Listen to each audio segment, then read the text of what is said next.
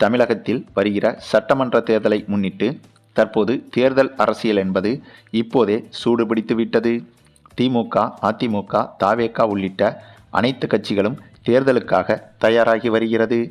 அதிலும் சமீபத்தில் என்டிஏ கூட்டணி முடிவானதிலிருந்து தமிழக அரசியல் என்பது உச்சகட்ட பரபரப்பை எட்டியுள்ளது. என்டிஏ கூட்டணியில் டிடிவி தினகரன், எடப்பாடி என இரு துருவங்களும் ஒன்றாக இணைந்தது என்பது அதிமுகவுக்கு மிகப்பெரிய பலமாக மாறிவிட்டது. அதே சமயம் இந்த என்டிஏ கூட்டணியில் அன்புமணியின் பாமக உள்ளிட்ட 11 கட்சிகள் இணைந்தது என்பது அதிமுக கட்சிக்கு வெற்றி வாய்ப்பை அதிகரித்துள்ளது. ஓபிஎஸ் மட்டுமே இன்னும் என்டிஏ கூட்டணியில் இணையாமல் இருக்கிறார். ஒருவேளை இவரும் இந்த கூட்டணியில் இணைந்து விட்டார் என்றால் அதிமுகவின் ஓட்டு என்பது இதுவரை 4-5 துண்டுகளாக பிரிந்து கிடந்தது இப்போது ஒன்றாக ஒரே இடத்தில் குவிந்துவிடும். அப்படி குவிந்துவிட்டால் அதிமுகவின் வெற்றியை அவ்வளவு எளிதாக தடுக்க முடியாது. அதே சமயம் விஜயின் கட்சி என்பது இந்த சட்டமன்ற தேர்தலில் பெரும் எதிர்பார்ப்புக்குரிய கட்சியாக மாறியிருக்கிறது. விஜயின் அரசியல் மட்டுமே கொஞ்சம் மந்தமாக இருக்கிறதே தவிர இவருக்கான வாக்குகள் என்பது நாளுக்கு நாள் அதிகரித்து வருகிறது என்பதை அடிக்கடி வெளியாகும் கருத்து கணிப்பு முடிவுகள் உறுதிப்படுத்துகிறது. இந்த நிலையில் விஜய் மட்டும் இன்னும் அரசியலில் தீவிரம் காட்டினால் விஜயின் ஓட்டு என்பது இன்னும் அதிகரித்துவிடும். அதுவும் விஜய்க்கு விழப்போகும் ஓட்டுக்கள் என்பது பெருவாரியாக சிறுபான்மையினர் ஓட்டுக்கள் என்றுதான் உறுதிப்பட தெரிகிறது. அப்படி சிறுபான்மையினர் ஓட்டுக்களை விஜய் பிரிக்கும்போது திமுகவுக்கு அது பெரும் பின்னடைவாக இருக்கப் போகிறது. ஒரு பக்கம் உடைந்து கிடந்த அதிமுக இப்போது ஒன்றாக சேர்ந்துவிட்டது. மறுபக்கம் திமுகவின் சிறுபான்மையினர் ஓட்டை விஜய் என்பவர் பிரிக்கிறார். இப்படி இருக்கும்போது திமுகவின் வெற்றி வாய்ப்பு என்பது இந்த சட்டமன்ற தேர்தலில் கொஞ்சம் பின்னடைவாகத்தான் சென்று கொண்டிருக்கிறது. இந்த நிலையில்தான் திமுகவுக்கு இப்போது மிகப்பெரிய ஜாக்பாட் வாய்ப்பு அடித்துள்ளது.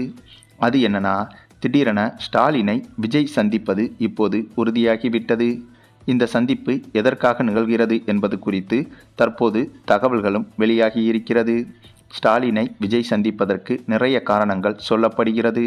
குறிப்பாக என்னதான் திமுகவுக்கு எதிராக இருப்பது நாங்கள் தான் என்று விஜயின் கட்சி கூறிக்கொண்டு இருந்தாலும் விஜயின் கட்சிக்கும் திமுகவுக்கும் எந்த ஒரு வேறுபாடுகளும் கிடையாது என்பதுதான் உண்மை. திமுகவின் கொள்கைகளை அப்படியே வைத்திருப்பவர்தான் விஜய். ஆகவே கட்சிகளின் அடிப்படையில் பார்த்தால் விஜயின் கட்சியும் திமுகவும் ஒரே கொள்கைகளைத்தான் பின்பற்றுகிறது.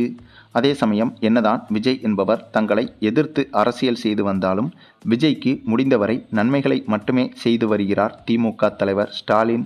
கரூர் கூட்ட நெரிசல் சம்பவத்தை திமுக மீது திருப்பி விஜயின் கட்சி திமுக மீது பழிபோட நினைத்தாலும் கூட அப்போதும் தவேக கட்சியின் தலைவரான விஜய்க்கு ஆதரவாகத்தான் கருத்துக்களை தெரிவித்திருந்தார் முதல்வர் ஸ்டாலின். எந்த ஒரு தலைவரும் தன் கட்சி தொண்டர்கள் இறப்பதை விரும்ப மாட்டார்கள் என்று விஜய்க்கு ஆதரவான கருத்தை அப்போதே தெரிவித்திருந்தார் முதல்வர் ஸ்டாலின்.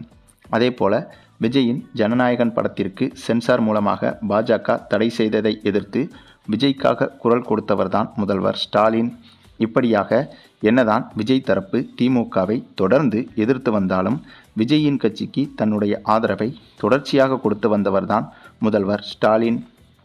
அதே சமயம் இந்த என்டிஏ கூட்டணி என்பது அமைவதற்கு முன்பு வரை வெளியான பெருவாரியான கருத்து கணிப்புகளில் திமுக தான் முன்னிலையில் இருந்தது.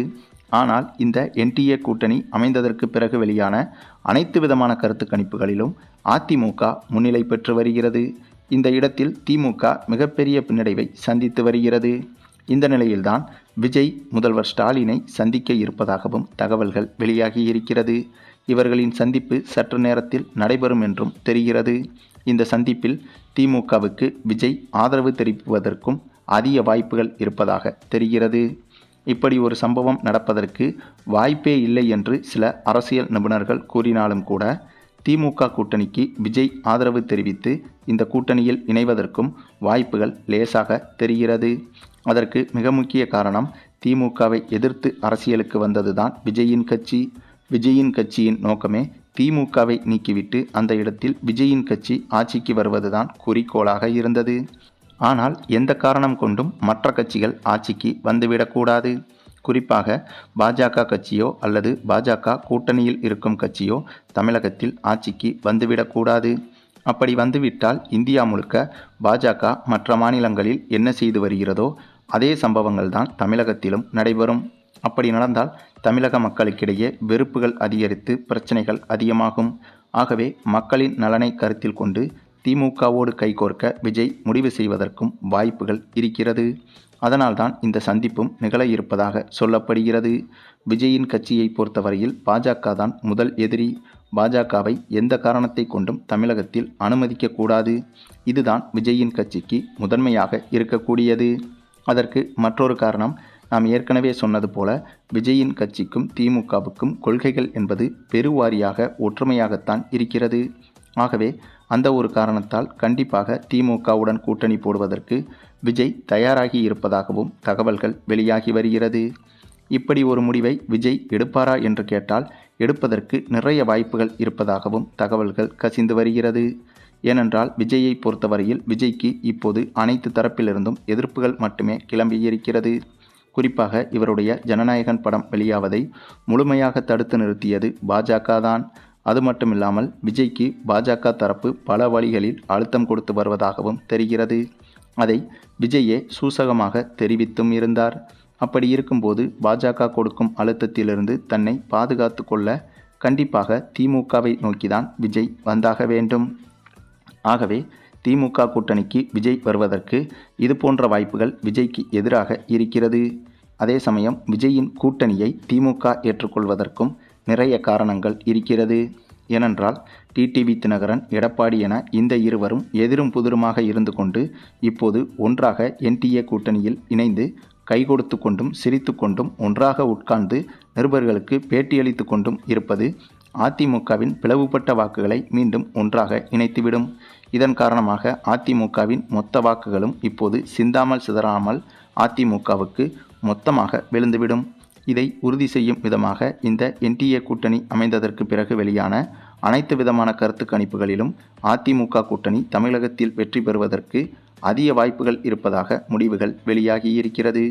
அது மட்டுமில்லாமல் திமுகவை பொறுத்தவரையில் இதுவரை அரசியல் வரலாற்றில் ஒரு முறை ஆட்சி நடத்திவிட்டு இரண்டாவது முறை ஆட்சிக்கு வந்ததே கிடையாது. அப்படி இருக்கும்போது அந்த ஒரு வரலாற்றையும் மாற்றி இந்த முறை மீண்டும் ஆட்சிக்கு வர வேண்டும் என்பதுதான் திமுகவின் நோக்கமாகவும் இருக்கிறது. அதே சமயம் திமுக கூட்டணியில் இருக்கும் சிறு சிறு கட்சிகளும் திமுகவை தொடர்ச்சியாக சீண்டி பார்த்து வருகிறது. திருமாவளவன் கட்சி, காங்கிரஸ் கட்சி, கம்யூனிஸ்ட் கட்சி, வைகோ கட்சி என இவர்களின் கட்சிகள் விஜய்க்கு போய்விடுவோம் என்பதை சுட்டி காட்டி திமுகவிடமிருந்து அதிக சீட்டுகளை பெறவும் இவர்கள் நினைத்ததை சாதித்து கொள்ளவும் திமுகவை தொடர்ச்சியாக சீண்டி பார்த்து வருகிறது சிறிய கட்சிகள். ஆகவே இது போன்ற சிறு சிறு கட்சிகளிடம் இறங்கி போவதை விட விஜய் போன்ற ஒரே ஒரு கட்சியிடம் இறங்கி கூட்டணியை வைத்துவிட்டால் திமுகவின் வெற்றி என்பது 100% அல்ல 200% உறுதியாகிவிடும்.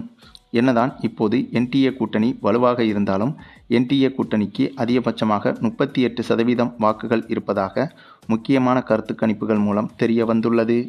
அதே சமயம் திமுகவுக்கு 33% வாக்குகள் இருக்கிறது. விஜயின் கட்சிக்கோ 24% வாக்குகள் இருக்கிறது.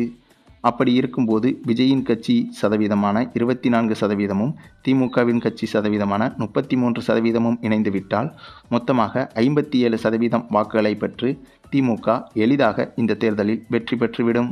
இதில் திருமாவளவன் கட்சி, வைகோ கட்சி, கம்யூனிஸ்ட் கட்சி, காங்கிரஸ் கட்சி போன்ற கட்சிகள் திமுகவை விட்டு விலகினாலும் கூட மொத்தமாக 3 முதல் 4% மட்டும்தான் வாக்குகள் குறைவதற்கு வாய்ப்புகள் இருக்கிறது. அப்படி குறைந்தால் கூட திமுக 50%த்திற்கும் அதிகமான வாக்குகளை பெற்று இந்த முறை எளிதாக ஆட்சியை கைப்பற்றிவிடும். ஆக எதிரிக்கு எதிரி நண்பன் என்பதைப் போல இப்போது திமுகவும் விஜயின் கட்சியும் கைகோர்ப்பதற்கான வாய்ப்புகள் என்பது அதிகரித்து வருகிறது.